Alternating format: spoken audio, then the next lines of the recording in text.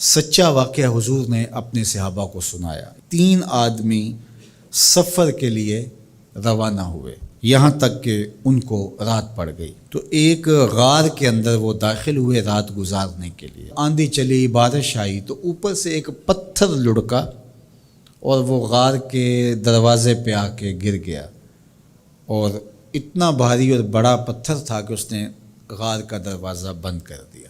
انہوں نے آپس میں بات کی اور کہا، تم اس غار میں پھنس گئے ہو، اب یہاں سے نکل نہیں سکتے مگر یہ کہ تمہارے وہ عمل جو محض اللہ کی رضا کے لیے تم نے کیے ہیں، ان اعمال کا وسیلہ دے کے اللہ سے دعا مانگو۔ ان میں سے ایک آدمی نے کہا، اللہ میرے ماں باپ بوڑھے تھے، اور میں جب بھی بکریاں چرا کر کے آتا تو میں دودھ دو کر کے سب سے پہلے اپنی ماں کو اور اپنے باپ کو پیش کرتا۔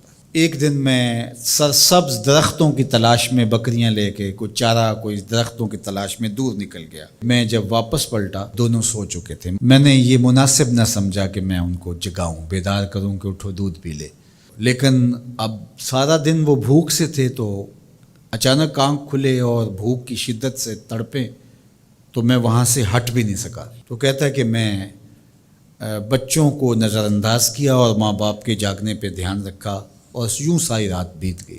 میرے ماں باپ فجر کے وقت جب اٹھے، وہ دودھ ان کو پیش کیا۔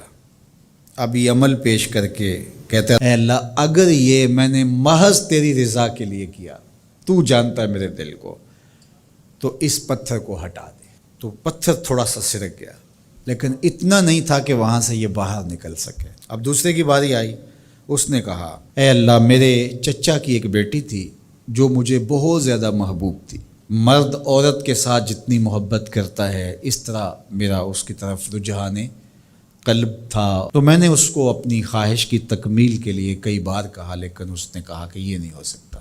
اور پھر ایک دن حالات نے اس کو مجبور کر دیا، فاقہ زدہ حالات ہو گئے، غربت آ گئی، تو اس نے مجھ سے اپنی حاجت طلب کی، تو میں نے اس کو 120 دینار دیے، لیکن اس شرط پہ کہ تم اپنا جسم میرے سپرد کرو گی۔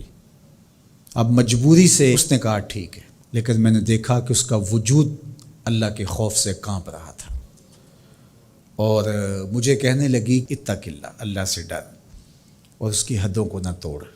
میری خواہشات تو پگلی تھیں، آرزوئیں تو بے تاب تھیں، اور میں اس کی قیمت بھی ادا کر چکا تھا، لیکن اس کا یہ جملہ کہ اللہ سے ڈر، تو میں نے تیرے سے ڈر کے اس کو چھوڑ دیا، اور جو اس کو میں نے 120 دینار دیے تھے وہ بھی اس کے پاس رہنے دیے۔ اللہ، میرے اس مخفی عمل کو تو ہی جانتا ہے، تو اگر میں نے تیری رضا کے لیے ایسا کیا تو اس پتھر کو ہٹا دے۔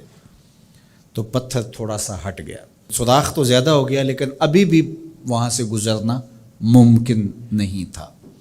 اب تیسرے نے کہا، اے اللہ، میں مزدوروں سے کام لے رہا تھا اور ان کی مزدوری میں نے دے دی، ایک مزدور بتائے بغیر چلا گیا، تو میں نے کیا کیا کہ اس کے مزدوری کے پیسے کاروبار میں لگا دیے۔ کاروبار میں برکت ہوئی، اور بہت زیادہ وہ کاروبار جو اس کی مزدوری سے شروع کیا گیا تھا پھیل گیا۔ تھوڑی سی مزدوری تھی، لیکن کاروبار بہت پھیل گیا۔ اب میں اس کے اندر کچھ ایک آنا ٹگا نہیں لیا۔ ایک عرصے کے بعد وہ شخص آیا، اس نے کہا، مجھے میری مزدوری دے۔ تو میں نے کہا، یہ بکریاں، یہ بھیڑیں، یہ اونٹ، یہ غلام، یہ نوکر چاکر، یہ سب کچھ ہے، یہ تیری مزدوری ہے۔